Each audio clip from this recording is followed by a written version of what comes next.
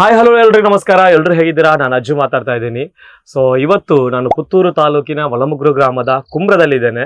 So ಇವತ್ತಿನ ವಿಶೇಷ ಏನಂತ ಹೇಳಿದ್ರೆ, ಒಂದಷ್ಟು ಮಂದಿ ಕೃಷಿಯ ಬಗ್ಗೆ ಒಂದಷ್ಟು ಮಾಹಿತಿ ಕೊಡಿ, ವಿಡಿಯೋ ಕೊಡಿ, ಏನಾದರೂ ಬೆಳೆ ಮಾಡಬೇಕಾದ್ರೆ ಒಂದಷ್ಟು ಮಾಹಿತಿ ಕೊಡಿ ಅಂತ ಹೇಳ್ತಾ ಇದ್ದಾರೆ. ಸೊ ಅಂಥವರಿಗೆ ಇವತ್ತಿನ ವಿಡಿಯೋ ನಾನು ನೀಡ್ತಾ ಇದ್ದೀನಿ. ಸೊ ವಿಶೇಷ ಏನಂತ ಹೇಳಿದ್ರೆ, ಒಬ್ರು ನಮ್ಮ ಊರಿನ ದೊಡ್ಡ ಬಿಸ್ನೆಸ್ ಮ್ಯಾನ್ ಇವಾಗ ನಮ್ಮ ಊರಿನಲ್ಲಿ ಒಂದು ದೊಡ್ಡ ಕೃಷಿಯನ್ನು ಮಾಡಿ ನಮಗೆ ಒಂದು ಹೆಮ್ಮೆ ಮಾಡುವಂಥ ಕೆಲಸ ಮಾಡಿದ್ದಾರೆ. ಸೊ ವಿಷಯ ಏನಂತ ಹೇಳಿದ್ರೆ, ನಿಮಗೆ ನೋಡಿದ್ರೆ ಗೊತ್ತಾಗ್ಬೋದು, ನನ್ನ ಹಿಂಭಾಗದಲ್ಲಿ ಕಾಣ್ತಾ ಇದೆ ರಂಬುಟನ್ ಕೃಷಿ. ಅದರ ಜೊತೆಗೆ ಡ್ರ್ಯಾಗನ್ ಕೂಡ ಇದೆ. ಅದರ ಜೊತೆಗೆ ಬೇರೆ ಬೇರೆ ಕೃಷಿಗಳಿದೆ. ಸೊ ನಮ್ಮ ಜೊತೆ ಇವತ್ತು ಸಾದಿಕ್ ಹಾಜಿ ಆಕರ್ಷಣ್ ರವರು ನಮ್ಮ ಜೊತೆ ಇದ್ದಾರೆ. ಸೊ ಅವ್ರ ಜೊತೆ ನಮಗೇನು ಅಷ್ಟೊಂದು ಮಾಹಿತಿ ಇಲ್ಲ ಕೃಷಿಯ ಬಗ್ಗೆ, ಆದರೆ ಅವ್ರಿಗೆ ಬೇಕಾದಷ್ಟು ಜ್ಞಾನ ಇದೆ. ಸೊ ಅದನ್ನು ನಿಮಗೆ ನೀಡುವಂತಹ ಸಲುವಾಗಿ ವಿಡಿಯೋ ಮಾಡ್ತಾ ಇದ್ದೀನಿ. ಸೊ ಸರ್, ನಮ್ಮ ಈ ಒಂದು ಕಾರ್ಯಕ್ರಮಕ್ಕೆ ನಿಮಗೆ ಸ್ವಾಗತ ಮಾಡ್ತಾ ಇದ್ದೀನಿ. ಸೊ ವಿಶೇಷ ಅಂತ ಹೇಳಿದ್ರೆ, ಇಲ್ಲಿ ಬೇರೆ ಬೇರೆ ಕೃಷಿ ಇದೆ, ಏನೆಲ್ಲ ಇದೆ ಅಂತ ನನಗೆ ಗೊತ್ತಾಗ್ತಿಲ್ಲ. ಸೊ ಅವರೆಲ್ಲರೂ ಎಲ್ಲವನ್ನು ಎಕ್ಸ್ಪ್ಲೇನ್ ಮಾಡ್ತಾರೆ. ಸೊ ಅದಕ್ಕಿಂತ ಮುಂಚಿತವಾಗಿ ಅವ್ರ ಹತ್ರ ಒಂದಷ್ಟು ಮಾತಾಡಿಸೋಣ. ಯಾಕಂತ ಹೇಳಿದ್ರೆ, ನಮ್ಮೂರಲ್ಲಿ ಒಬ್ಬ ದೊಡ್ಡ ಬಿಸ್ನೆಸ್ ಮ್ಯಾನ್ ಇವತ್ತು ಕೃಷಿಯನ್ನು ಕೂಡ ಆಯ್ಕೆ ಮಾಡಿಕೊಂಡಿದ್ದಾರೆ ಅಂತ ಹೇಳಿದ್ರೆ, ಏನಾದರೂ ಅದರ ಹಿಂದೆ ಒಂದು ಏನಾದರೂ ಇರ್ಬೋದು ಅಂತ ಅನಿಸ್ತಾ ಇದೆ. ಸೊ ಅದೆಲ್ಲವನ್ನು ಕೇಳೋಣ. ಸರ್, ನೀವು ಆಲ್ರೆಡಿ ಒಬ್ರು ಬಿಸ್ನೆಸ್ ಮ್ಯಾನ್, ಬೇಕಾದಷ್ಟು ನಿಮ್ಮಲ್ಲಿ ಇದೆ. ಸೊ ಅದರ ಜೊತೆಗೆ ಇವತ್ತು ನೀವು ಕೃಷಿಯನ್ನು ಆಯ್ಕೆ ಮಾಡ್ಕೊಂಡಿದ್ದೀರಿ ಅಂತ ಹೇಳಿದ್ರೆ, ಏನಾದರೂ ಇರ್ಬೋದು ನಿಮ್ಮ ಪ್ಲಾನಿಂಗ್. ಸೊ ಏನು ವಿಶೇಷ ಈ ಕೃಷಿಯನ್ನು ಆಯ್ಕೆ ಮಾಡ್ಲಿಕ್ಕೆ? ಏನು ವಿಶೇಷ ಈ ಒಂದು ಕ್ಷೇತ್ರಕ್ಕೆ ಬರ್ಲಿಕ್ಕೇನು ನಿಮಗೆ ಒಂದು ತೋಚಿದೆ ಯಾಕೆ ಅಂತ ಹೇಳಿ? ಖಂಡಿತವಾಗಿಯೂ ನನಗೆ ಒಂದಷ್ಟು ಬಿಸ್ನೆಸ್ ಅಲ್ಲಿ ನಾನು ಬ್ಯುಸಿ ಇದ್ದೇನೆ. ಆದ್ರೂ ಕೂಡ ನನಗೆ ಇದೊಂದು ಕೃಷಿಯನ್ನು ಯಾಕೆ ಆಯ್ಕೆ ಮಾಡಿಕೊಂಡೆ ಅಂದ್ರೆ, ಇದೊಂದು ಹವ್ಯಾಸ, ನನ್ನ ಪ್ಯಾಷನ್. ಮತ್ತೆ ಇನ್ನೊಂದು, ನನಗೆ ಏನು ಬಿಸ್ನೆಸ್ಸಿನ ವ್ಯವಹಾರದ ಜಂಜಾಟ ಇದೆ, ಅದರಿಂದ ಒಂದು ರಿಲ್ಯಾಕ್ಸಿಗೋಸ್ಕರ ಒಂದಷ್ಟು ಜನ ಬೇರೆ ಬೇರೆ ಫೀಲ್ಡ್ ಗಳನ್ನು ಆಯ್ಕೆ ಮಾಡಿಕೊಳ್ತಾರೆ. ನನಗೆ ಕಂಡದ್ದು, ನನಗೆ ತೋಚಿದ್ದು ಇದ್ರ ರಿಲ್ಯಾಕ್ಸ್. ಬೆಳಿಗ್ಗೆ ಎದ್ದು ಏನು ನಮ್ಮ ಬೆಳಿಗಿನ ಇದೆಲ್ಲ ಮುಗಿಸ್ಬಿಟ್ಟು ಒಂದು 6-6:30 ಹೊತ್ತಿಗೆ ಈ ಕೃಷಿಯ ಹತ್ರ ಬಂದ್ರೆ ನಮ್ಗೆ ಇಡೀ ದಿನ ಎನರ್ಜಿಟಿಕ್ ಆಗಿರ್ಲಿಕ್ಕೆ ಆಗ್ತದೆ. ಅಂದ್ರೆ ನೀವು ಹೇಳೋದು, ಈಗ ಒಂದಷ್ಟು ಮಂದಿ ಬೆಳಿಗ್ಗೆ ಎದ್ಕೊಂಡು ಜಿಮ್ಮಿಗೆ ಹೋಗ್ತಾರೆ, ಬೇರೆ ಬೇರೆ ಕೆಲಸಕ್ಕೆ ಹೋಗುವಂತ ಸಂದರ್ಭ, ಇದು ಕೂಡ ನಿಮ್ದೊಂದು ಹವ್ಯಾಸ. ಇದರಲ್ಲಿ ಏನು ಸಿಗ್ತದೆ ಅಂದ್ರೆ, ನಮಗೆ ಜಿಮ್ಮಿಗೆ ಹೋದ್ರೆ ದೈಹಿಕವಾಗಿ ನಾವು ಸದೃಢರಾಗ್ತೇವೆ, ದೈಹಿಕವಾಗಿ ಏನು ಮಸಲ್ ಬಿಲ್ಡಪ್ ಆಗ್ತದೆ. ಇದು ಅದಲ್ಲ, ನಮಗೆ ಇದರಲ್ಲಿ ದೇಹ ಮತ್ತೆ ಮನಸ್ಸು, ಮನೋದೈಹಿಕ ಮಸಲ್ಸ್ ಬಿಲ್ಡಪ್ ಆಗ್ಲಿಕ್ಕೆ ಸಾಧ್ಯತೆ ಜಾಸ್ತಿ. ಸೊ ಇದು ಎಷ್ಟು ಎಕರೆ ಜಾಗದಲ್ಲಿ ಕೃಷಿಯನ್ನು ಮಾಡಿರಾ? ಅದಕ್ಕಿಂತ ಮುಂಚಿತವಾಗಿ ಹೇಳುದು, ನಿಮ್ಗೆಲ್ಲಾದ್ರೂ ಬೇಕಾದಷ್ಟು ಲ್ಯಾಂಡ್ ಇದೆ, ಖಾಲಿ ಜಾಗ ಇದೆ, ಬಿಸ್ನೆಸ್ ಮಾಡಿ ಮಾಡಿ ಮಾಡಿ ಸೋತಿದ್ರಿ ಅಂತ ಹೇಳಿದ್ರೆ, ಈ ಒಂದು ವಿಡಿಯೋ ಮಿಸ್ ಮಾಡ್ಕೊಳ್ಬೇಡಿ, ಕೊನೆಯವರೆಗೆ ನೋಡಿ. ಯಾಕಂತ ಹೇಳಿದ್ರೆ, ಇದು ಹೇಗೆ ಮಾಡ್ತಾರೆ, ಎಷ್ಟು ಆದಾಯ ಇದೆ, ಎಷ್ಟು ಖರ್ಚಿದೆ, ಎಷ್ಟು ಎಕರೆ ಜಾಗ ಇದ್ರೆ ಸಾಕು, ಎಷ್ಟು ಸೆನ್ಸ್ ಜಾಗ ಇದ್ರೆ ಸಾಕು ಅಂತ ಹೇಳಿ ಎಲ್ಲ ಮಾಹಿತಿಯನ್ನು ಈ ವಿಡಿಯೋದಲ್ಲಿ ನೀಡ್ತಾ ಇದ್ದೀನಿ. ಸೊ ಇದು ಎಷ್ಟು ಎಕರೆಯಲ್ಲಿ ಒಂದು ಕೃಷಿ ಮಾಡ್ತಾ ಇದ್ದೀರಾ ಸರ್? ಎಷ್ಟು ವರ್ಷದಿಂದ ಮಾಡ್ತಾ ಇದ್ದೀರಾ? ಹೇಗೆ ಇದು ಮಾಡಿದಿರಾ? ಒಂದಷ್ಟು ಮಾಹಿತಿ ನಮ್ಮ ವೀಕ್ಷಕರಿಗೆ ಕೊಡಿ. ನಾನು ನೀಡ್ತಾ ಇರುವಂತದ್ದು ಸಂಪೂರ್ಣ ಮಾಹಿತಿ ಹೇಗೆ ಸಿಗ್ಬಹುದು ಅಂತ ನನಗೆ ತೋಚ್ತಾ ಇಲ್ಲ. ಆದ್ರೆ ನಾನು ಏನು ನಿಮ್ಮ ವೀಕ್ಷಕರಿದ್ದಾರೆ ಅವರಿಗೆ ಒಂದಷ್ಟು ಮಾಹಿತಿ ನೀಡಲು ಅಥವಾ ಒಂದಷ್ಟು ಪ್ರೇರಣೆ ನೀಡಲು ನಾನು ಪ್ರಯತ್ನ ಮಾಡ್ತೇನೆ. ನಾನು ನೋಡಿ, ನನಗೆ ಒಟ್ಟು ಇರುವುದು 3 ಎಕರೆಯಷ್ಟು ಜಾಗ. ಈ 3 ಎಕರೆ ಜಾಗದಲ್ಲಿ ತಲೆಮಾರುಗಳಿಂದ, ಅಂದ್ರೆ ಬ್ರಿಟಿಷರ ಕಾಲದಲ್ಲೇ ನಾವು ತೀರ್ವೆ ಕಟ್ತಾ ಇದ್ದೇವೆ. ನನ್ನ ಅಜ್ಜಂದಿರು ಅದೇ ಇದಿದೆ, ದಾಖಲೆ ಇದೆ.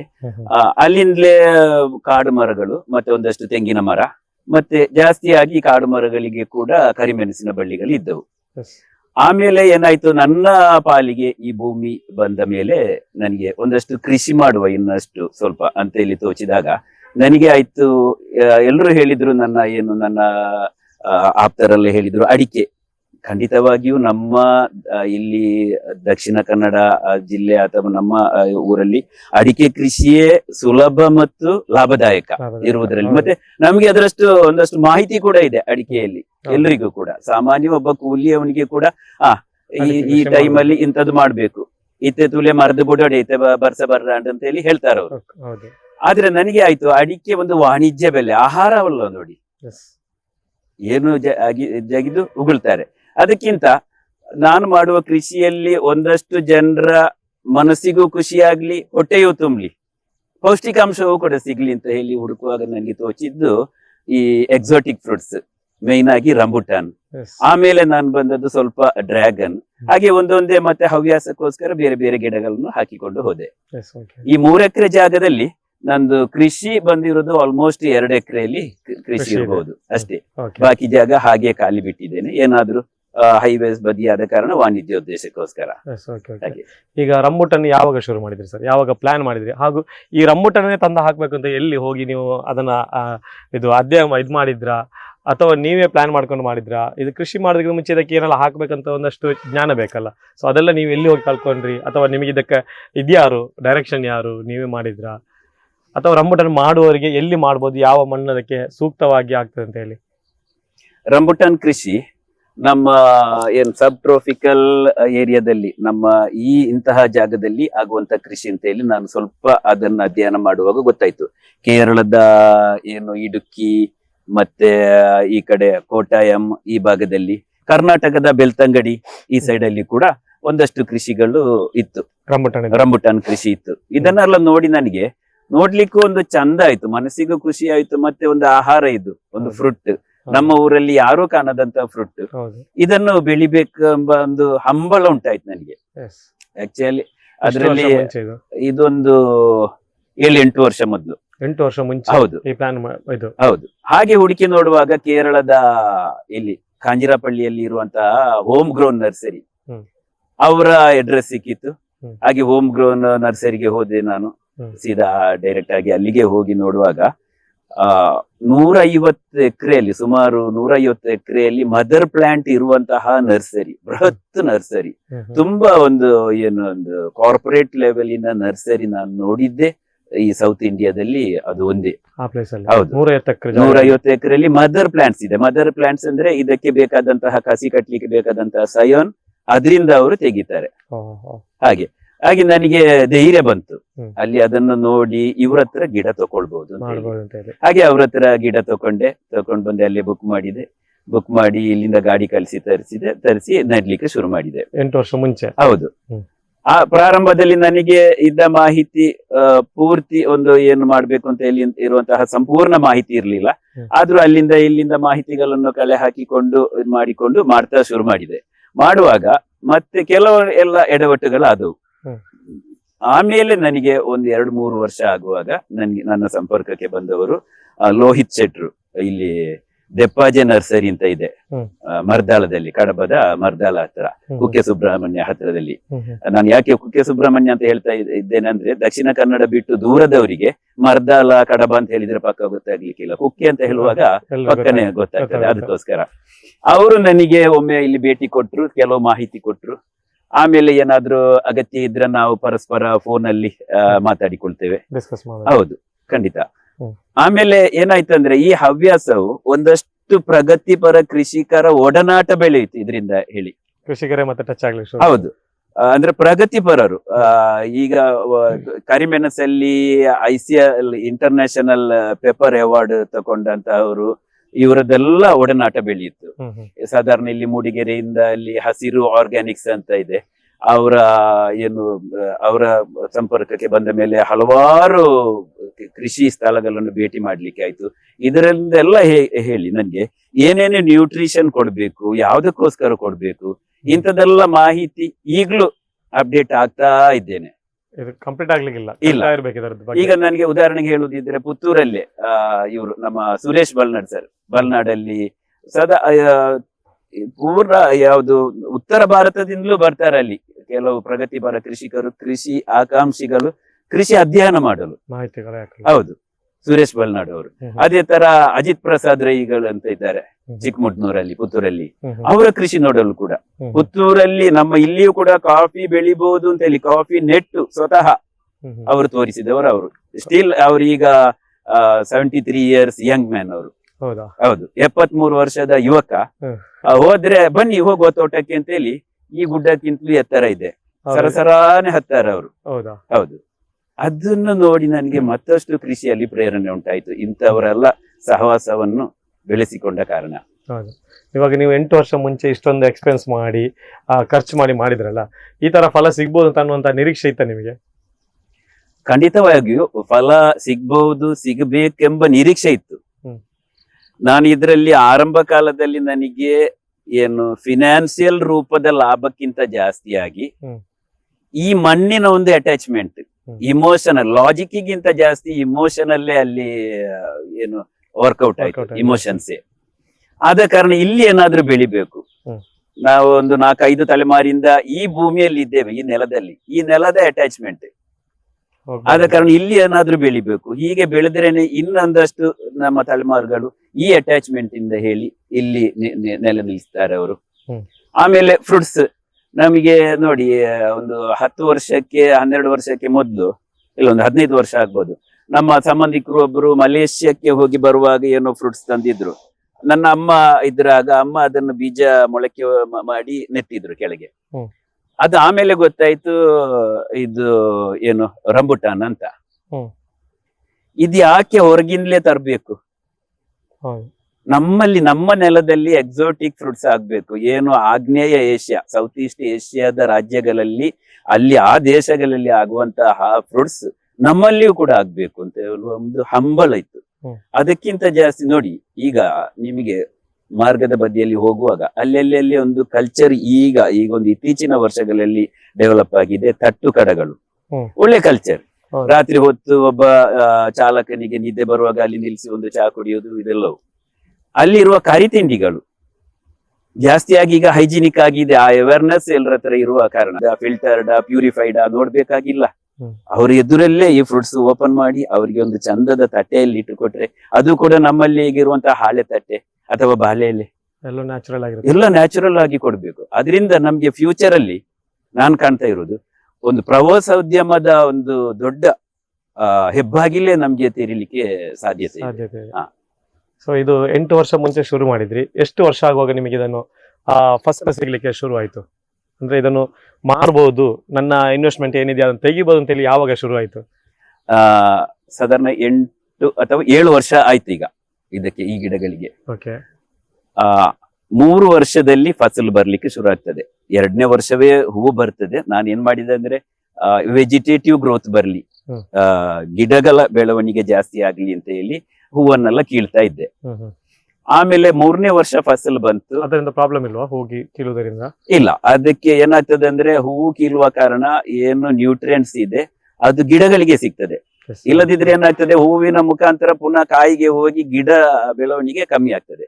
ಅದಕ್ಕೋಸ್ಕರ ಮಗು ಹೆತ್ತಂಗೇನೆ. Same correct, same matter. Same ಹೇಗೆ ಮನುಷ್ಯ ಇರ್ತಾನ ಅದೇ ತರ ಗಿಡ. ಮಲಯಾಳಿಗಳು ಹೇಳ್ತಾರೆ ತೋಟನ್ ತೊಟ್ಟೋಣು ಬೇಣು ಅಂತ, ಕಂಡನ್ ಕಂಡೋಣು ಬೇಣು. ತೋಟನ್ ತೊಟ್ಟೋಣು ಬೇಣು ಅಂದ್ರೆ ತೋಟವನ್ನು ಮುಟ್ಟಿಕೊಂಡು ಇರ್ಬೇಕು ಅಂತ. ನಾವು ಮುಟ್ತಾ ಇದ್ರೆ ಅವು ನಮ್ಮ ಹತ್ರ ಮಾತಾಡ್ತೇವೆ, ನಮ್ಗೆ ಕೇಳಿಸ್ತಾ ಇಲ್ಲ. ಅವು ಕೆಲವು ಅವಕ್ಕೆ ಡಿಫಿಷಿಯನ್ಸಿ ಇದ್ರೆ ಅದನ್ನು ಸಿಂಪ್ಟಮ್ಸ್ ರೂಪದಲ್ಲಿ ಅದು ತೋರಿಸ್ತದೆ, ಅದೇ ಅವು ಮಾತಾಡುದು. ಅದನ್ನು ಆ ಫೀಲಿಂಗ್ ಅನ್ನು ನಾವು ಅರ್ಥ ಮಾಡಿಕೊಳ್ಬೇಕು. ಒಂದು ಮಗು ಹೇಗೆಯೋ ಹಾಗೆಯೇ ನಮ್ಮ ಗಿಡವು ಕೂಡ. ಕೃಷಿಯಿಂದ ಅದೇ ಸೇಮ್ ಬರುತ್ತೆ. ಹೌದು, ಕೃಷಿ ಅಂದ್ರೆ ಆ ಅಟ್ಯಾಚ್ಮೆಂಟ್ ಕೃಷಿಯಲ್ಲಿ ನಮಗೆ ಖಂಡಿತ ಬೇಕು. ನೀವೀಗ ಏನೋ ಕೇಳಿದ್ರಿ ನನಗೆ. 3 ವರ್ಷ. ಹೌದು, 3 ವರ್ಷದಲ್ಲಿ 3ನೇ ವರ್ಷ 4ನೇ ವರ್ಷ ನಮಗೆ ಮನೆಗೆ, ಸಂಬಂಧಿಕರಿಗೆ, ಫ್ರೆಂಡ್ಸ್ ಗಳಿಗೆ ಹಂಚಲಿಕ್ಕೆ ಆಲ್ಮೋಸ್ಟ್ ಫ್ರೀಯಾಗಿ ಹಂಚಿದ್ರಿ. ಹೌದು, ನಮ್ಮ ಹಂಚುದ ಅದೊಂದು ಖುಷಿ ನೋಡಿ, ನಮಗೂ ಸಿಕ್ಕಿತ್ತು. ಹೌದು, ಅದೊಂದು ಖುಷಿ. ಹೌದು, ಹೀಗೆ ಹಂಚಲಿಕ್ಕೆ. ಮತ್ತೆ ಸ್ವಲ್ಪ ನಮ್ಮ ಪಕ್ಕದಲ್ಲಿ ಇರುವ ತರಕಾರಿ ಅಂಗಡಿಯವರು ಅವರು ಸ್ವಲ್ಪ ಸೇಲ್ ಮಾಡಿದ್ರು. ಅದು ಜಾಸ್ತಿಯಾಗಿ ಹಂಚಲಿಕ್ಕೆ ನಮ್ಗೆ ಸಿಕ್ಕಿತು. ಆಮೇಲೆ ನೋಡಿ 5ನೇ ವರ್ಷ ಏನಾಯ್ತಂದ್ರೆ ಒಳ್ಳೆ ಈಲ್ಡ್ ಬಂದಿತ್ತು. ಹಕ್ಕಿಗಳ ದಾಳಿ. ಇದನ್ನು ನೋಡಿ ನೆಟ್ ತಂದೆ ಹಾಕಿದೆ ನಾನು. ಇದು ಗಮನಿಸಬೇಕು. ಹೌದು, ಇದನ್ನು ಪ್ರತಿಯೊಬ್ರು ಈ ಕೃಷಿ ಮಾಡ್ಲಿಕ್ಕೆ ಹೊರಡುವವರು ಅಥವಾ ಮಾಡ್ತಾ ಇರುವವರು ಗಮನಿಸಿ. ಅಂದ್ರೆ ಈ ಏನು ನೆಟ್ ಹಾಕ್ತೇವೆ ನಾವು, ಅದು ಸಾಧಾರಣ ಒಂದು 25 mm ಅಂದ್ರೆ 1 ಇಂಚ್ ಮೆಶ್ ಇದು ಹಾಕಿ. ಯಾಕೆ ಅಂತ ಹೇಳಿದ್ರೆ, ನಾನು ಆರಂಭದಲ್ಲಿ ಮಾಡಿದ ಎಡವಟ್ಟ ಅದು 2 ಇಂಚ್ ಏನೋ ಇತ್ತು ಮೆಶ್. ಹಕ್ಕಿಗಳು ಆರಂಭದಲ್ಲಿ ಬರ್ಲಿಲ್ಲ. ಆಮೇಲೆ ಏನಾಗ್ತದೆ ಅಂದ್ರೆ ಈ ರಂಬುಟಾನ್ ಗಿಡದ ವೆಜಿಟೇಟಿವ್ ಗ್ರೋತ್ ಫಾಸ್ಟ್, ಏನ್ ಗೆಳ್ಳು ಬೆಳವಣಿಗೆ ಆಗ್ತದೆ. ಈ ಆಗುವಾಗ ಈ ಹೋಲ್ ಏನ ಸ್ವಲ್ಪ ಎಕ್ಸ್ಪಾಂಡ್ ಆಯ್ತು. ಆಗುವಾಗ ಹಕ್ಕಿಗಳು ಮೇಲಿಂದ ಒಂಥರ ದ್ರೋಣ್ ತರ ಪಟ್ಟನೆ ಅದರೊಳಗೆ ಒಂದು 150-200 ಹಕ್ಕಿಗಳು, ಸಣ್ಣ ಗಿಳಿ ತರದ್ದು ಸಣ್ಣ ಗಾತ್ರದ ಹಕ್ಕಿಗಳು ಬಂದು ಎಲ್ಲ ಒಂದು 90% ಹಣ್ಣುಗಳನ್ನು ಹಾಳು ಮಾಡಿ ಹಾಕಿದ್ದು. ಹೌದು, ಆಮೇಲೆ ಹೋಗ್ಲಿ, ಅದು ಹಕ್ಕಿಗಳಿಗೆ ದಾನ ಮಾಡಿದೆ ಅಂತ ಹೇಳಿ ಪಕ್ಷಿಗಳಿಗೆ ಅಂತ ದಾನ ಮಾಡಿದ ಒಂದು ಪುಣ್ಯ ಸಿಗ್ಲಿ ಅಂತ ಹೇಳಿ ಏನು ಬಯ್ಯದೆ ಸುಮ್ನೆ ಅದೇ. ಆಮೇಲೆ ಕಳೆದ ವರ್ಷ ನೆಟ್ ಎಲ್ಲ ತಂದೆ, ಸಣ್ಣ ಮೆಷಿನ್ ನೆಟ್ ಕೊಟ್ಟರು ನನಗೆ. ನಮ್ಮ ಇಲ್ಲಿ ಪುತ್ತೂರಿನ ಪುರುಷರ ಕಟ್ಟೆಯ ಗಣೇಶ್ ಆಗ್ರೋ ಅಂತ ಇದೆ, ಅವ್ರು ತರಿಸಿ ಕೊಟ್ರು. ನೀವು ಅದು ಹಾಕ್ಬೇಡಿ, ಒಳ್ಳೆ ನೆಟ್ ನಾನು ಕೊಡ್ತೇನೆ ಅಂತ ಹೇಳಿ ತರಿಸಿ ಕೊಟ್ರು. ಕಳೆದ ವರ್ಷ ಏನಾಯ್ತು ಅಂದ್ರೆ ನೋಡಿ, ಮೇ ಆರಂಭದಲ್ಲೇ ಮಳೆ ಶುರು ಆಯ್ತು. ಹೌದು. ಈ ಮಳೆ ಶುರು ಆಗುವ ಏನಾಯ್ತಂದ್ರೆ ಆರಂಭದಲ್ಲೇ ಮಳೆ ಬಂದ ಕಾರಣ ಅದಕ್ಕೆ ಕೆಲವು ನ್ಯೂಟ್ರಿಯೆಂಟ್ಸ್ ಕೆಲವು ಇದರೆಲ್ಲ ಹವಾಮಾನದ ವೈಪರೀತ್ಯದಿಂದಾಗಿ ಎಲ್ಲವೂ ನೆಲ ಕಚ್ಚಿತು. ನೆಲದಲ್ಲಿ ಹೀಗೆ ನೀವು ಕಳೆದ ವರ್ಷ ಈ ಟೈಮಲ್ಲಿ ನೀವು ಬರ್ತಿದ್ರೆ ನಾವು ಅಲ್ಲಿ ಹೋಗಿ ನೋಡುವಾಗ ಒಂಥರ ಹಸಿರು ಮ್ಯಾಟ್ ಹಾಕಿದಾಗೆ ಇದರ ಅಡಿಯಲ್ಲಿ ಹೌದು ಕಾಯೆಲ್ಲ ಬಿದ್ದಿತ್ತು. ಹೌದು. ಇದು ಕೂಡ ನೋಡಿದೆವು, ಏನು ಕಾರಣ ಏನು ಕಾರಣ ಏನು ಕಾರಣ, ಇದು ಹೋಯ್ತು ಅಂದ್ರೆ ಅದು ಪಾಸ್ಟ್ ಇಸ್ ಪಾಸ್ಟ್ ಆಲ್ವೇಸ್.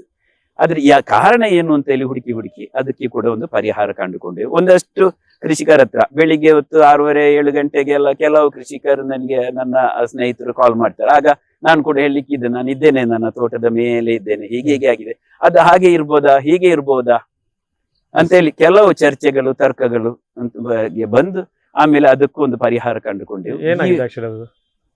ಅದು ಏನಾಗಿದೆ ಅಂದ್ರೆ ನಾನು ಅಲ್ಲಿ ತೋರಿಸ್ತೇನೆ ನಿಮ್ಗೆ. pH ಇಂಬ್ಯಾಲೆನ್ಸ್ ಆಗ್ತದೆ ಗಿಡದಲ್ಲಿ. ಹೌದು, ಮಣ್ಣಲ್ಲಿ ನಿಮ್ಗೆ ನೋಡಿ, ಈಗ ನೀವೊಬ್ರು ಆಯುರ್ವೇದಿಕ್ ವೈದ್ಯರ ಹತ್ರ ಹೋದ್ರೆ ಮೊದ್ಲು ಏನ್ ಮಾಡ್ತಾರೆ ಅಂದ್ರೆ ಹೊಟ್ಟೆ ಕ್ಲೀನ್ ಮಾಡ್ತಾರೆ. ಹೊಟ್ಟೆ ಕರೆಕ್ಟ್ ಆದ ಮೇಲೆ ನಿಮಗೆ ಏನು ಬೇಕು ಆ ಮದ್ದು ಕೊಡ್ಲಿಕ್ಕೆ ಶುರು ಮಾಡ್ತಾರೆ. ಅದೇ ರೀತಿಯಲ್ಲಿ ಮಣ್ಣಿನ pH ಬ್ಯಾಲೆನ್ಸ್ ಆಗ್ಬೇಕು. ಅಲ್ಲಿ ಆಲ್ಕಲೈನ್ ಆಗ್ಬಾರ್ದು, ಈ ಕಡೆ ಕೆಳಗೆ ಅಸಿಡಿಟಿ ಕೂಡ ಆಗ್ಬಾರ್ದು, ಅಲ್ಲಿ ಅಸಿಡಿಕ್ ಕೂಡ ಆಗಿರ್ಬಾರ್ದು. ನೋಡಿ, ಹೊಟ್ಟೆ ಅಸಿಡಿಟಿ ಇದೆ ಅಂತ ಹೇಳುದು ಹಾಗೆ. pH ನ್ಯೂಟ್ರಲೈಸ್ ಅಂದ್ರೆ 7.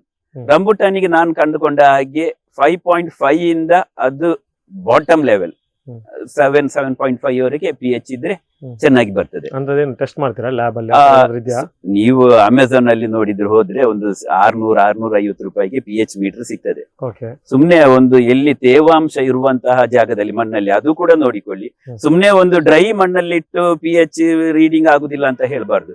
ತೇವಾಂಶ ಇರುವಂತ ಮಣ್ಣಲ್ಲಿ ಸ್ವಲ್ಪ ಅದನ್ನು ಹೀಗೆ ಊರಿ ನೋಡಿದ್ರೆ pH ರೀಡ್ ಆಗ್ತದೆ. ಹೌದು, pH ನಮ್ಗೆ ನೋಡುವಾಗ ಡೌನ್ ಇದೆ. ಯಾಕೆ ಡೌನ್ ಆಯ್ತು ಅಂತ ಹೇಳಿದ್ರೆ ಮಳೆ ಫಸ್ಟ್ ಗೆ ಡೌನ್ ಇದು ಜಾಸ್ತಿ ಬಂತು. ಈ ಸಲ ಏನ್ ಮಾಡಿದೆವು, ಆರಂಭದಲ್ಲೇ ಸುಣ್ಣ ಕೊಟ್ಟೆವು, ಅದಕ್ಕೆ ಸರಿಯಾಗಿ ಮಳೆಯೂ ಕೂಡ ಕಡಿಮೆ ಇದೆ. ನಮಗೆ ಪ್ರಯೋಜನ ಆದ್ರೂ ಕೂಡ ಟೋಟಲಿ ನಮ್ಗೆ ಊರಿಗೆ ಹೇಳುವಾಗ ಅದು ಒಳ್ಳೆಯ ಲಕ್ಷಣ ಅಲ್ಲ. ಆದ್ರೂ ಕೂಡ ನಮ್ಗೆ ಈ ವರ್ಷ ಎಲ್ಲಾ ಕಡೆಯೂ ರಂಬುಟಾನ್ ಬೆಳೆ ಜಾಸ್ತಿ ಬರಲು ಕಾರಣ ಮಳೆ ಆರಂಭದಲ್ಲಿ ಕಮ್ಮಿ ಆಯ್ತು. ಬೇಸಿಗೆಯಲ್ಲಿ ಟೆಂಪರೇಚರ್ ಒಳ್ಳೆ ಹೈ ಹೋಯ್ತು, ಆದ ಕಾರಣ ಸ್ಟ್ರೆಸ್ ಸಿಕ್ಕಿದ ಕಾರಣ ಹೂವು ಜಾಸ್ತಿ ಬಂತು. ಈ ಬಾರಿ ನಿಮಗೆ ಚಾನ್ಸ್ ಆಯ್ತು. ಹೌದು, ಆದ್ರೆ ಮಾಡೋರಿಗೆ ಒಳ್ಳೆ ಚಾನ್ಸ್. ಇಂಡೈರೆಕ್ಟ್ಲಿ ಅದು ಒಳ್ಳೆ ಚಾನ್ಸ್ ಅಂತ ಹೇಳಲಿಕ್ಕೆ ಆಗುದಿಲ್ಲ ಮನುಷ್ಯರಿಗೆ. ಈಗ ಜನರಿಗೆ ಮಳೆ ಕಮ್ಮಿ ಆಗಿ ಅವರ ಕೊಂಡುಕೊಳ್ಳುವ ಸಾಮರ್ಥ್ಯ, ಬೈಯಿಂಗ್ ಪವರ್ ಇದೆಯಲ್ಲ, ಅದು ಕಮ್ಮಿ ಆದ್ರೆ ಊರಲ್ಲಿ ಯಾರಿಗೂ ಇಂಡೈರೆಕ್ಟ್ಲಿ ಅದು ಒಳ್ಳೆ ಲಕ್ಷಣ ಅಲ್ಲ. ಅದಕ್ಕಿಂತ ನಮ್ಗೆ ಒಂದು ವರ್ಷ ಬೆಳೆ ಇಲ್ಲದಿದ್ರು ಊರಿನವರ ಎಲ್ಲರ ಕೈಯಲ್ಲಿಯೂ ಹಣ ಆಗ್ಬೇಕು. ಎಲ್ಲರ ಪಾಕೆಟ್ ತುಂಬಿದ್ರೆ ನಮ್ಮ ಪಾಕೆಟ್ ತುಂಬುತ್ತದೆ. ಹೌದು, ಹಾಗೆ ಅದಕ್ಕೆ ಬೇಕಾದಂತಹ ಏನು pH ಬ್ಯಾಲೆನ್ಸ್ ಆಗ್ಲಿಕ್ಕೆ ಬೇಕಾದಂತಹ ಏನು ಕ್ರಮಗಳನ್ನು ಕೈಗೊಂಡೆವು. ಅದರಲ್ಲಿ ನಮ್ಗೆ ತುಂಬಾ ಪ್ರಯೋಜನ. ಈ ವರ್ಷ ಕ್ಲಿಯರ್ ಆಯ್ತು. ಇವಾಗ ಇದು ಮಾಡೋರಿದ್ರೆ, ಈಗ ನೀವು ಈಗ ಮಧ್ಯಮ ವರ್ಗದವರು ಮಾಡೋರು ಅಥವಾ ಒಬ್ಬ ಬಡ ಕುಟುಂಬದವರು ಇಂತಹ ಕೃಷಿ ಮಾಡ್ಲಿಕ್ಕೆ ಕಷ್ಟ ಅಂತ ಹೇಳ್ತೀರಾ ಅಲ್ಲ, ಏನು ಅಂತ ಹೇಳ್ತೀರಾ? ಕೃಷಿ ಅಥವಾ ಏನೇ ಮಾಡುವುದಿದ್ರು ಇಂಪಾರ್ಟೆಂಟ್ ಅಲ್ಲಿ ವೈ, ಯಾಕೆ ಅಂತ ಹೇಳಿ ನೀವು ಆಲೋಚನೆ ಮಾಡಿಕೊಳ್ಳಿ. ನಿಮಗೆ ಇನ್ಕಮ್ ಸೋರ್ಸ್ ಬೇರೆ ಇದೆ, ನಿಮ್ಮ ಅದರೊಟ್ಟಿಗೆ ಒಂದು ಸ್ವಲ್ಪ ಏನಾದ್ರೂ ಪ್ಯಾಷನೇಟ್ ಆಗಿ ಏನಾದ್ರೂ ಮಾಡ್ಲಿಕ್ಕೆ ಬೇಕು, ನೀವು ಸೀದಾ ರಂಬುಟಾನ್ ಮಾಡಿ, ಜಾಸ್ತಿ ಮಾಡಿ. ನಿಮ್ಮ ಒಂದು 3 ವರ್ಷ 5 ವರ್ಷ ಅದಕ್ಕೆ ನಿರ್ವಹಣೆಗೆ ಬೇಕಾದ ಆದಾಯ ಕೂಡ ನಿಮ್ಮ ಹತ್ರ ಇದೆ ಅಂತ ಹೇಳಿದ್ರೆ ರಂಬುಟಾನಿಗೆ ಹೋಗಿ. ಅಥವಾ ನಿಮಗೆ ನೆಟ್ಟು ಸೀದಾ ಡೈರೆಕ್ಟ್ ಆಗಿ ಇನ್ಕಮ್ ಬೇಕು ಅಂತಾದ್ರೆ ನಮ್ಮ ನೆಲದಲ್ಲಿ ಇಲ್ಲಿ ಅಡಿಕೆಯೇ ಉತ್ತಮ. ಅಡಿಕೆಗೆ ಥ್ರೆಟ್ ಇದೆ, ಅಡಿಕೆಗೆ ಹಲವಾರು ರೀತಿಯ ರೋಗಗಳು ಹೊಸದಾಗಿ ಬರ್ತಾ ಇದೆ. ಜಾಗತಿಕ ಮಟ್ಟದಲ್ಲಿ ಅಡಿಕೆಯನ್ನು ನಿಷೇಧ ಮಾಡ್ಬೇಕು ಅಂತ ಹೇಳುವಂತಹ ಕೂಗು ಕೂಡ ಇದೆ, ಎಲ್ಲವೂ ಇದೆ. ಆದ್ರೂ ನನಗೆ ಕಂಡು ಬರ್ತಾ ಇರೋದು ಒಳ್ಳೆ ಇನ್ಕಮ್, ಒಳ್ಳೆ ಕೈ ತುಂಬಾ ಆದಾಯ ಬೇಕು ಅಂತ ಆದ್ರೆ ಅಡಿಕೆಯೇ ಈಗ ಮಾಡ್ಬೋದು.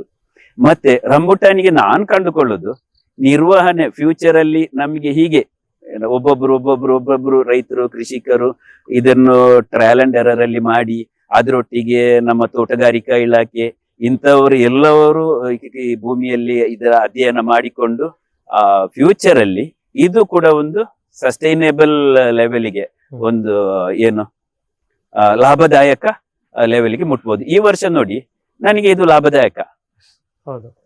ಈಗಲೇ ನಾನು ಸಾಧಾರಣ ಒಂದು 2 ಟನ್ ಹತ್ರ ಸೇಲ್ ಮಾಡಿ ಆಯ್ತು. ಹ್ಮ್. 2000 kg ಹತ್ರ ಸೇಲ್ ಮಾಡಿ ಆಯ್ತು. ಇನ್ನು ಎಷ್ಟು ತಿಂಗಳಿದೆ ಇದು ಇದೆ ಬೆಲೆ ಇದೆ? ಇನ್ನು ಒಂದು ತಿಂಗಳು ಮಳೆ ಬರದಿದ್ರೆ? ಮಳೆ ಬಂದ್ರು ಕೂಡ, ಮಳೆ ಬರದಿದ್ರೆ ಸ್ವಲ್ಪ ಬೇಗ ಅಂದ್ರೆ ಹಣ್ಣಾಗುವ ಪ್ರೊಸೆಸ್ ಫಾಸ್ಟ್ ಆಗ್ತದೆ ಟೆಂಪರೇಚರ್ ಜಾಸ್ತಿ ಇದ್ರೆ. ಓಕೆ. ಮಳೆ ಬಂದ್ರೆ ಟೆಂಪರೇಚರ್ ಲೋ ಇದ್ರೆ ಹ್ಮ್. ಹಣ್ಣಾಗುವ ಪ್ರೊಸೆಸ್ ಸ್ವಲ್ಪ ಸ್ಲೋ ಆಗ್ತದೆ. ಡಿಲೇ ಆಗ್ತದೆ. ನಮ್ಗೆ ಏನಾಗ್ತದೆ, ಮಾರುಕಟ್ಟೆಗೆ ನಿಧಾನ ಸಪ್ಲೈ ಮಾಡ್ಲಿಕ್ಕೆ ಆಗ್ತದೆ. Yes, yes, yes. ಡೈಲಿ ಪ್ರತಿನಿತ್ಯ ನಾವು ಸ್ವಲ್ಪ ಸ್ವಲ್ಪ ಕೊಯ್ಲು ಮಾಡಿ ನಮಗೆ ಮಾರುಕಟ್ಟೆಗೆ ಸರಬರಾಜು ಮಾಡ್ಲಿಕ್ಕೆ ಆಗ್ತದೆ. Yes, yes. ಈ ತರ ನೋಡಿ, ಇವತ್ತು ಬೆಳಿಗ್ಗೆನೆ ಸೂರ್ಯ ಸ್ವಲ್ಪ ತಾಪ ಇದೆ. ಹೌದು. ಈ ತರ ಇದ್ರೆ ನಮ್ಗೆ ಅದು ಕೂಡ ಒಂದು ಥ್ರೆಟ್. ಬೆನಿಫಿಟ್ ಅಲ್ಲ, ಥ್ರೆಟ್ ಈ ತರ ಬಿಸಿಲಿದ್ರೆ. Okay, okay. ಯಾಕೆ ಅಂತ ಹೇಳಿದ್ರೆ ಹಣ್ಣಾಗುವ ಪ್ರೊಸೆಸ್ ಫಾಸ್ಟ್ ಆಗ್ತದೆ. ಬೇಗ ಬೇಗ ಒಮ್ಮೆಗೆ ಕೊಯ್ಲು ಮಾಡಿ ನಾವು ಮಾರುಕಟ್ಟೆಗೆ ಅದು ಕೂಡ ನೋಡಿ, ಅಷ್ಟೇ. Yes. ನಮಗೆ ನಾವೇ ಮಾರುಕಟ್ಟೆಯಲ್ಲಿ ಅಂದ್ರೆ ಸಪ್ಲೈ ಮಾಡ್ಲಿಕ್ಕೆ ಆಗ್ತದೆ. ಯಾರು ಗಿರಾಕಿಗಳನ್ನು ನಮ್ಗೆ ಕಂಡುಕೊಳ್ಳಿಕ್ಕೆ ಆಗ್ತದೆ ಅಂತ ಆದ್ರೆ ನಾವು ಖಂಡಿತ ಬೆಳಿಬಹುದು. ಇದು ಏನು ತೊಂದರೆ ಇಲ್ಲ. ನೀವು ಅಡಿಕೆ ಬೆಳ್ಳೇಬೇಡಿ, ಬೇರೆ ಯಾವ್ದಕ್ಕೂ ಹೋಗ್ಬೇಡಿ. ಅಲ್ಲ. ಇರುವ ಚಾಲೆಂಜ್ ಅಲ್ಲಿ ನೀವು ಬೆಳಿತೀರಿ, ವರ್ಷ ಇಡೀ ಇದನ್ನು ನೋಡ್ತೀರಿ. ಹ್ಮ್, ಹ್ಮ್.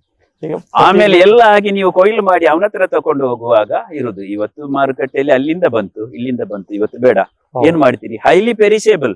ನಿಮ್ಗೆ ಇದು ನಾಳೆಗೆ ನಾಡ್ದಿಗೆ ಇಡ್ಲಿಕ್ಕೆ ಆಗುದಿಲ್ಲ. ಇನ್ನೊಬ್ರು ಇರ್ತಾರೆ ತಗೊಂಡ್ ಬರೋದು. ಅಲ್ಲ, ಹೌದು, ಇನ್ನೊಬ್ರು ಇರ್ತಾರೆ. ಮತ್ತೆ ಹಾಗೆ ಅಂತ ಹೇಳಿ ಅಡಿಕೆಯನ್ನು ನೀವು 3 ವರ್ಷ ಇಡಿ, ರೇಟ್ ಜಾಸ್ತಿ ಆಯ್ತು. ಹೌದು. ಇದು ನೋಡಿ, ಇವತ್ತು ಈಗ ಕೊಯ್ಲು ಮಾಡ್ಲಿಕ್ಕೆ ಬಂದ್ರು ಅಲ್ಲಿ ಇದ್ಕೊಂಡ್ರಲ್ಲ, ಹೌದು. ಈಗ ಕೊಯ್ಲು ಮಾಡಿ ನಮ್ಮಲ್ಲೇ ಇವತ್ತು ಇಡ್ತೇವೆ.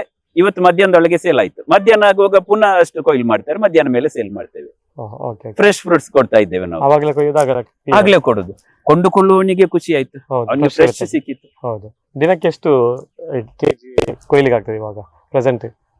ಡಿಪೆಂಡ್ಸ್, ನಮ್ಗೆ ಎಷ್ಟು ಬೇಡಿಕೆ ಇದೆ ಅಷ್ಟು ಕೊಯ್ಲು ಮಾಡ್ಬೋದು. ಬೇಡಿಕೆ ಇದ್ದಷ್ಟು ನಮ್ಗೆ ಕೊಯ್ಲು ಮಾಡ್ತಾ ಹೋಗ್ಬೋದು. ಉಳ್ದದ್ದು ಹಣ್ಣು ಅದರಲ್ಲಿ ಬಿಟ್ರೆ ಪ್ರಾಬ್ಲಮ್ ಇಲ್ಲ. ಹನ್ನೊಂದು 10-20 ದಿವಸದವರೆಗೆ ಬಿಡ್ಬೋದು. ಹಾ. ಮರದಲ್ಲೇ ಇದ್ರೆ ಏನಾಗುದಿಲ್ಲ.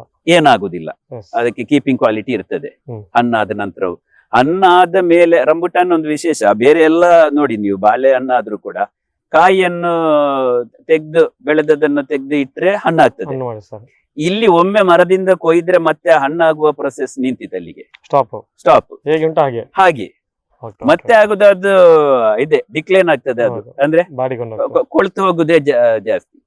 ಇವತ್ತಿಂದ ನಾಳೆಗೆ ಏನಾಗ್ತದೆ ಅಂದ್ರೆ, ನಿಮ್ಗೆ ಎಲ್ಲಾದ್ರೂ ಮಾರ್ಗದ ಬದಿಯಲ್ಲಿ ಅಂಗಡಿಯಲ್ಲಿ ಯಾರಾದ್ರೂ ಮಾರಾಟ ಮಾಡುವವ್ರ ಹತ್ರ ನೋಡಿ ನೀವು, ಅದರ ಹೊರಮೈ ಕಪ್ಪಾಗಿದೆ ಅದರ ಕೂದ್ಲು ಅಂತ ಹೇಳಿ ನೀವು ಅದನ್ನು ಕೊಳ್ಳದೆ ಇರ್ಬೇಡಿ. ತಕೊಳ್ಳಿ, ಧೈರ್ಯದಲ್ಲಿ ತಕೊಳ್ಬಹುದು. ಈ ಹೊರಮೈ ಏನಾಗುದಂದ್ರೆ, ಅವರು ದೊಡ್ಡ ದೊಡ್ಡ ಟ್ರೇಯಲ್ಲಿ ಕ್ರೇಟ್ ನಲ್ಲಿ ತುಂಬಿಸಿರ್ತಾರೆ.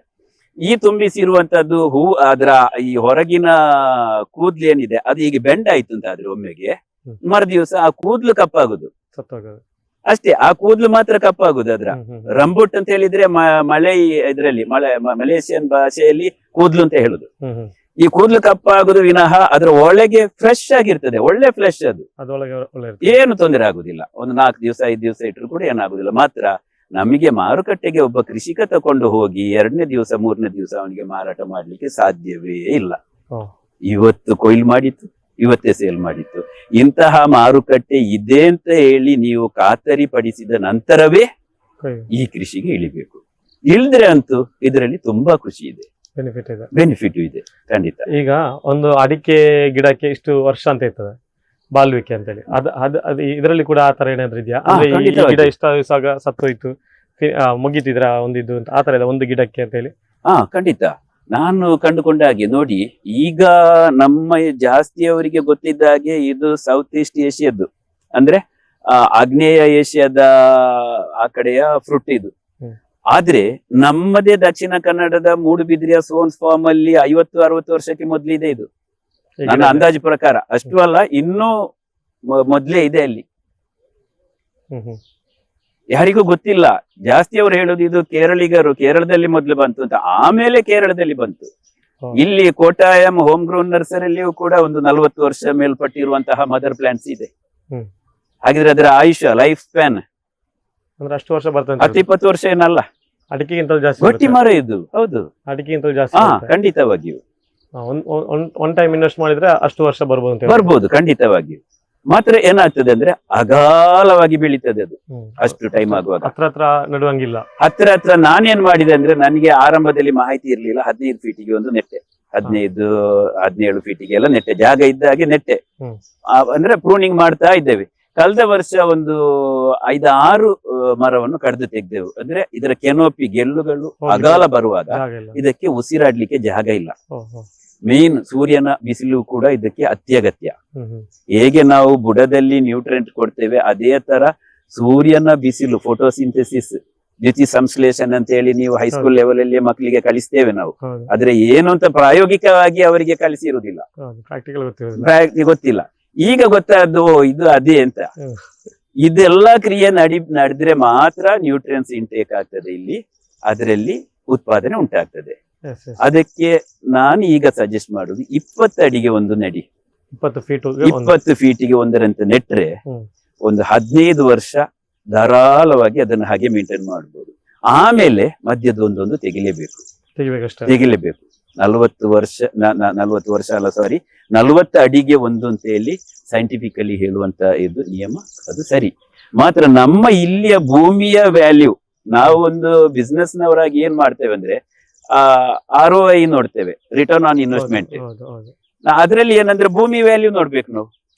ಈ 15 ವರ್ಷ ಈ ಭೂಮಿ ಮಧ್ಯದಲ್ಲಿ ಇರುವಂತಹ ಭೂಮಿಯನ್ನು ಬರೇ ಖಾಲಿ ಬಿಡುವುದಕ್ಕಿಂತ ಅಲ್ಲಿ ಕೂಡ ನಮ್ಗೆ ಉತ್ಪತ್ತಿ ಬರ್ಲಿ. ಆಗ 15 ವರ್ಷದ ನಂತರ ಸಿಗುವಂತಹ ಉತ್ಪತ್ತಿ ನಮ್ಗೆ 7ನೇ ವರ್ಷ 8ನೇ ವರ್ಷವೇ ಸಿಗ್ಲಿಕ್ಕೆ ಶುರುವಾಯ್ತು. 3ನೇ ವರ್ಷದಲ್ಲಿ ಆದಾಯ ಬರ್ಲಿಕ್ಕೆ ಶುರು ಆಗ್ತದೆ. ಆದ್ರೆ ಇಲ್ಲದ್ರೆ ಆ ಉತ್ಪತ್ತಿ ಬರ್ಲಿಕ್ಕೆ ನಾವು 15 ವರ್ಷ, ಅಂದ್ರೆ ಇದನ್ನು ಹೈ ಡೆನ್ಸಿಟಿ ಫಾರ್ಮಿಂಗ್ ಅಂತ ಹೇಳ್ತಾರೆ, ಅತಿ ಸಾಂದ್ರತೆ ಇರುವಂತಹ ಕೃಷಿ ಅಂತ. ಈಗ ಒಬ್ಬ 1 ಎಕರೆ ಜಾಗ ಇದ್ರೆ ಅವನಿಗೆ ಎಷ್ಟು ಗಿಡ ನೆಡ್ಬೋದು ನಿಮ್ಮ ಪ್ರಕಾರ? 1 ಎಕರೆಯಲ್ಲಿ ಎಷ್ಟು ಹಿಡಿಬೋದು ಇದು? 1 ಎಕರೆಯಲ್ಲಿ ಸಾಧಾರಣ 40ರಿಂದ 42 ಅಷ್ಟೇ. ಅಷ್ಟು ಗಿಡಗಳನ್ನು ನೆಡ್ಬೋದು. ಅಂದ್ರೆ 1 ಎಕರೆ ಅಂದ್ರೆ ನಮ್ಮ ಆ ಭಾಗದಲ್ಲಿ, ಉತ್ತರ ಕನ್ನಡ ಭಾಗದಲ್ಲಿ ಎಷ್ಟು ಇದಾಗ್ತದೆ ಒಂದು ಕುಂಟೆ? 1 ಎಕರೆ ಅಂತ ಅವರು 1 ಎಕರೆ ಅಂದ್ರೆ 1 ಕುಂಟೆ ಅಲ್ಲ. ಆಮೇಲೆ ನೋಡುವ, ಸರಿಯಾಗಿ ತಿಳಿದು ಹೇಳುವ ನಾವು. ಆ ಕಡೆಯವರಿಗೆ ಇನ್ನೊಂದು, ನೀವು ಇಲ್ಲಿ ದಕ್ಷಿಣ ಕನ್ನಡದಲ್ಲಿ ಬೆಳೆದ್ರು ಅಂತ ಹೇಳಿ ರಂಬುಟಾನ್ ಅನ್ನು ಬಯಲು ಸೀಮೆಯಲ್ಲಿ ನೆಡ್ಲಿಕ್ಕೆ ಹೋಗ್ಲೇಬೇಡಿ. ಇದು ಪ್ಯೂರ್ಲಿ ಸಬ್ ಟ್ರಾಪಿಕಲ್ ಏರಿಯಾದ್ದು. ಹೇಗೆ ಸಿದ್ದು ಹಲಸು ದಕ್ಷಿಣ ಕನ್ನಡಕ್ಕೆ ಹೊಂದಿಕೊಳ್ಳುವುದಿಲ್ವೋ, ಹೇಗೆ ವಿಯೆಟ್ನಾಂ ಸೂಪರ್ ಅರ್ಲಿ ಹಲಸಿನ ಹಣ್ಣು ದಕ್ಷಿಣ ಕನ್ನಡದಲ್ಲಿ ಫಂಗಸ್ ಬಂದು ಸಾಯ್ತದೋ, ಅದೇ ತರ ಈ ಹಣ್ಣು ನಮ್ಮ ಈ ಟ್ರಾಪಿಕಲ್ ಕಂಡೀಷನ್ಗೆ ಇರುವಂತದ್ದು ಬಯಲು ಸೀಮೆಗೆ ಅಲ್ವೇ ಅಲ್ಲ. ಅಂದ್ರೆ ಆ ಕಡೆಗೆಲ್ಲ ಆಗುದಿಲ್ಲ, ಬೇಡ. ನೆಟ್ರೆ ಅಲ್ಲಿ ನಿಮಗೆ ಅದರಲ್ಲಿ ಪ್ರಯೋಜನ ಆಗ್ಲಿಕ್ಕಿಲ್ಲ. ಅಲ್ಲಿಗೆ ಡ್ರ್ಯಾಗನ್ ನೆಡ್ಬಹುದು. ಬಯಲು ಸೀಮೆಗೆ ಅಂತಲೇ ಇರುವಂತಹ, ನೀವು ಸಿಂಪಲ್ ಆಗಿ ಅಧ್ಯಯನ ಮಾಡಿ, ಇಂಥ ಎಕ್ಸಾಟಿಕ್ ಫ್ರೂಟ್ಸ್ ಬಯಲು ಸೀಮೆಯಲ್ಲಿ ನಡುವುದಿದ್ರೆ ದಕ್ಷಿಣ ಏಷ್ಯಾ ರಾಜ್ಯಗಳಲ್ಲಿ ಬಯಲು ಸೀಮೆ ಪ್ರದೇಶಗಳಲ್ಲಿ ಯಾವ ಹಣ್ಣು ಸಕ್ಸಸ್ ಆಗಿದೆ ಅಷ್ಟು ನೋಡಿದ್ರೆ ಆಯ್ತು. ಅದು ಅಧ್ಯಯನ ಮಾಡಿ. ಈಗ ನೀವು ಟೋಟಲ್ ಆಗಿ ನಮ್ಮ ವೀಕ್ಷಕರಿಗೆ ಹೋದಾದ್ರೆ, ನೀವು ಈಗ ಎಕರೆ ಲೆಕ್ಕದಲ್ಲಿ ಟನ್ ಲೆಕ್ಕದಲ್ಲಿ ಇದ್ರೆ ಅವ್ರಿಗೆ ಗೊತ್ತಾಗ್ಲಿಕ್ಕಿಲ್ಲ. ಟೋಟಲ್ ಆಗಿ ನೀವು ಡೈರೆಕ್ಟ್ ಹೇಳೋದಾದ್ರೆ ಇದಕ್ಕೆ ಎಷ್ಟು ಇನ್ವೆಸ್ಟ್ ಬೇಕಾಗುತ್ತೆ, 1 ಎಕರೆ ಜಾಗ ಅಥವಾ ನೀವು ಮಾಡೋದಕ್ಕೆ ಎಷ್ಟು ಇನ್ವೆಸ್ಟ್ ಆಗುತ್ತೆ, ಪರ್ ಇಯರ್ ಎಷ್ಟು ಇನ್ಕಮ್ ಬರ್ಬೋದು ಅಂತ ಹೇಳಿ. ಆದ್ರೆ ನಮ್ಮ ಜನರಿಗೆ ಬೇಕಾಗಿರೋದು ಮೈನ್ ಅದೇ, ಲಕ್ಷ ಲೆಕ್ಕದಲ್ಲೇ ಹೇಳ್ಬೇಕು ಅವರಿಗೆ. ರಂಬುಟಾನ್ ಗಿಡ 1 ಗಿಡ ನೆಟ್ಟು ಅದಕ್ಕೆ ಡ್ರಿಪ್ಪಿನ ವ್ಯವಸ್ಥೆ, ನೀರಾವರಿ ವ್ಯವಸ್ಥೆ ಎಲ್ಲವೂ ಮಾಡುವಾಗ ಸಾಧಾರಣ 1,500ದಿಂದ 2,000 ರೂಪಾಯಿ ನಮ್ಗೆ ಅಲ್ಲಿ ಅಸಲ ಆಗ್ಬಹುದು. ಅಂದ್ರೆ ಒಂದು ಗಿಡ ನಾವು ಭೂಮಿ ಹದ ಮಾಡಿ ಅಲ್ಲಿ ನೆಟ್ಟು ನೀರಾವರಿ ವ್ಯವಸ್ಥೆ ಮಾಡುವಾಗ, ಬೋರ್ವೆಲ್ಲ ಕೆರೆಯದ್ದು ಖರ್ಚಲ್ಲ ನಾನು ಹೇಳಿದ್ದು, ಇದೆಲ್ಲವೂ ಇದ್ರೆ, ಭೂಮಿ ಇದ್ರೆ, ಭೂಮಿ ಕೊಂಡು ಮಾಡ್ಲಿಕ್ಕೆ ಅಲ್ಲ, ಭೂಮಿ ಇದ್ದವರಿಗೆ ಒಂದು 2,000 ಅಂದಾಜು ಒಂದು ಗಿಡಕ್ಕೆ, ಗಿಡ ಒಂದಕ್ಕೆ ಅಲ್ಲಿ ಅಸಲ ಆಗ್ಬೋದು. ಮತ್ತೆ ನಮ್ಗೆ ನಿರ್ವಹಣೆ ಜಾಸ್ತಿ ಏನು ನಿರ್ವಹಣೆ ಬರುವುದಿಲ್ಲ. ನಾವೇ ಸ್ವತಃ ಸ್ವಲ್ಪ ಹವ್ಯಾಸವಾಗಿಯೋ ಅಥವಾ ಇದನ್ನು ವೃತ್ತಿಯಾಗಿಯೋ ತಕೊಂಡು ನಿರ್ವಹಣೆ ಮಾಡಿದ್ರೆ ಇನ್ನೂ ಉತ್ತಮ. ಈಗ ಅಡಿಕೆ ಮಾಡುವವರಿಗೆ, ಕೃಷಿ ಮಾಡುವವರಿಗೆ ಸರ್ಕಾರದಿಂದ ಒಂದಷ್ಟು ಬೆನಿಫಿಟ್ ಇದೆ, ಅದೇ ತರ ಇದಕ್ಕೇನಾದ್ರೂ ಇದೆಯಾ?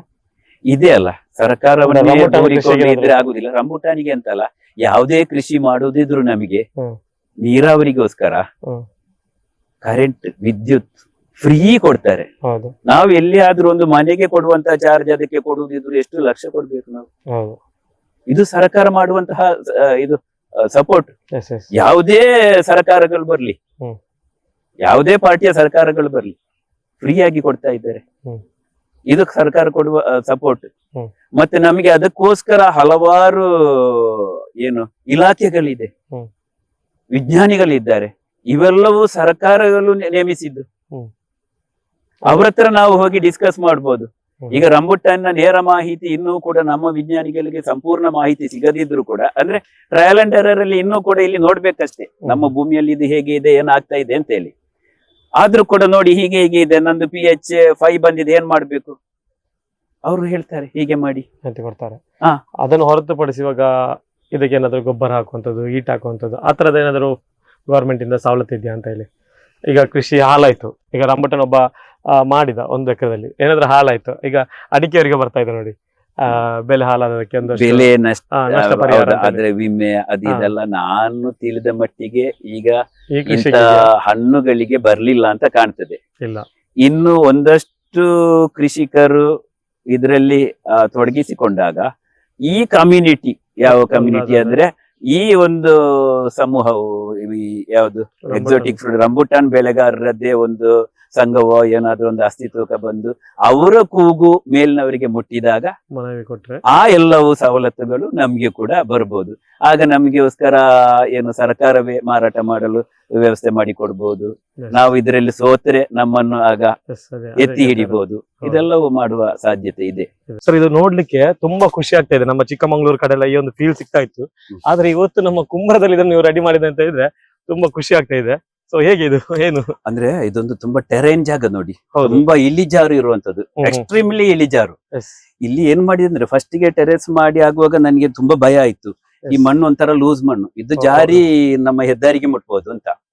ನಮಗೆ ನಮ್ಮ ಸತ್ವಂ ನೀರಿನವರು ಹ್ಮ್, ಹ್ಮ್. ಅವ್ರು ನನಗೆ ಏನ್ ಮಾಡಿದ್ರು ಅಂದ್ರೆ ವೆಟಿವೇರ್ ಲಾವಂಚದ ಗಿಡ ಸ್ವಲ್ಪ ನನಗೆ ಸಂಗ್ರಹಿಸಿ ಕೊಟ್ರು. ಹ್ಮ್, ಹ್ಮ್. ಅವರ ನೀರಿಗೆ ಉಪಯೋಗ ಮಾಡ್ತಾರೆ. Yes. ಲಾವಂಚದ ಗಿಡವನ್ನು ಈ ಇಳಿಜಾರಿಗೆ ಫುಲ್ ನೆಟ್ಟೆ. ಹ. ನೆಟ್ಟ ಕಾರಣ ಈ ಮಣ್ಣು ಸವಕಳಿ ಆಗದಂತೆ ಇದೊಂದು ಉಳಿಯಿತು. ಒಳ್ಳೆಯಿತು. ಫಸ್ಟ್ ಗೆ ಮಾಡಿದ್ದು, ಮೊದ್ಲಿಗೆ ಮಾಡಿದ್ದದ್ದು Okay. ಮಣ್ಣಿನ Safety. ಭದ್ರತೆ. ಹೌದು. Safety. ಆಮೇಲೆ ನೋಡಿ ಈ ಇಳಿಜಾರಲ್ಲಿ ಹ್ಮ್. ಈ ಬರುವಾಗ್ಲೇ ಇಲ್ಲಿ ನಮ್ಮನ್ನು ದಿನ ಏನು ಈ ಭೂಮಿ ಹ್ಮ್. ಇಲ್ಲಿಗೆ ಕರೀತದೆ ಬಾ ಅಂತ. ನನಗೇನೆ ಫೀಲ್ ಸಿಗ್ತಾ ಇದೆ ಹೌದು. ತುಂಬಾ. first ಏನೋ time ಈ ಫೀಲ್ ಬರ್ಲಿಕ್ಕೆ, ಈ ಒಂದು ಅನುಭವ ಪಡಿಲಿಕ್ಕೆ ಏನು ಮಲೆನಾಡಲ್ಲಿ ಊಟಿಗೋ ಕೊಡೈಕನ್ನಲ್ಗೆ ಹೋಗ್ಬೇಡ, Yes. ನನ್ನ ಮಣ್ಣಲ್ಲೇ ಇದೆ, ಇಲ್ಲಿಗೆ ಬಾ ಅಂತ ಈ ಭೂಮಿಯೇ ಕರೀತದೆ ದಿನಾ Yes. ಬೆಳಿಗ್ಗೆ. ಹೌದು. ಸರ್, ನಿಮಗೆ ಖುಷಿ ನೀಡ್ತಾ ಇಲ್ವಾ ಇಲ್ಲಿ? ತುಂಬಾ. ನೀವು ಡಿಸೆಂಬರ್ ಅಲ್ಲಿ ಬನ್ನಿ, ಇಲ್ಲಿ ನಾನು ಹೇಳಿದ್ದೆ ಅಲ್ಲ, ನಮ್ಮ ಮನೆಯ ಅಂಗಳದಿಂದ ಹ್ಮ್. ಮೇಲೆ ಟ್ಯಾಂಕ್ 42 ಮೀಟರ್ ಇದೆ. Okay. ಅದ್ರ ಕೆಳಗೆ ನಮ್ಗೆ 40 ಮೀಟರ್ ಅಲ್ಲಿ ಒಂದು ಪ್ಲಾಟ್ಫಾರ್ಮ್ ತರ ಜಾಗ ಇದೆ. ಹ್ಮ್. ಅಲ್ಲಿ ನಮ್ಗೆ ನಿಂತ್ರೆ ಸಾಧಾರಣ ನಮ್ಮ ಅರ್ಧ ತಾಲೂಕು ಕಾಣ್ತದೆ. ಅಲ್ಲ, ನಮಗೆ ದಿನ ನಮಗೆ ಕೊಡೈಕನ್ನಲಿಗೋ ಊಟಿಗೋ ಹೋದ ಫೀಲ್ ಡಿಸೆಂಬರ್ ಜನವರಿಯಲ್ಲಿ ನೀವು ಖಂಡಿತವಾಗಿ ಒಮ್ಮೆ ಬರ್ಬೇಕು ಇಲ್ಲಿಗೆ. Yes. ಮೊದ್ಲೇ ಹೇಳಿದೆ ನೋಡಿ, ನಿಮಗೆ ಬರೇ ಹಣ ಮಾತ್ರ ನೋಡ್ತಿರೋ ನೀವು ಅಡಿಕೆ ಕೃಷಿ ಮಾಡಿ. ಅದಲ್ಲ, ನೀವು ಏನು ಆರೋಗ್ಯ, ಮನೋದೈಹಿಕ ಆರೋಗ್ಯ ಬೇಕಾ, ಖಂಡಿತವಾಗಿಯೂ ಇಂಥ ಜಾಗಗಳಲ್ಲಿ ರಂಬುಟಾನ್ ಕೃಷಿ ಮಾಡಿ. ತುಂಬಾ ಖುಷಿ ಆಗ್ತದೆ ನೋಡಿ. ಇದು ಹಣವೂ ಆಗ್ತದೆ, ಇದೊಂದು ಫೀಲ್ ಕೂಡ ಸಿಗ್ತಾ ಇದೆ. ಹೌದು, ತುಂಬಾ ಖುಷಿ ಆಗ್ತದೆ. ಖಂಡಿತ.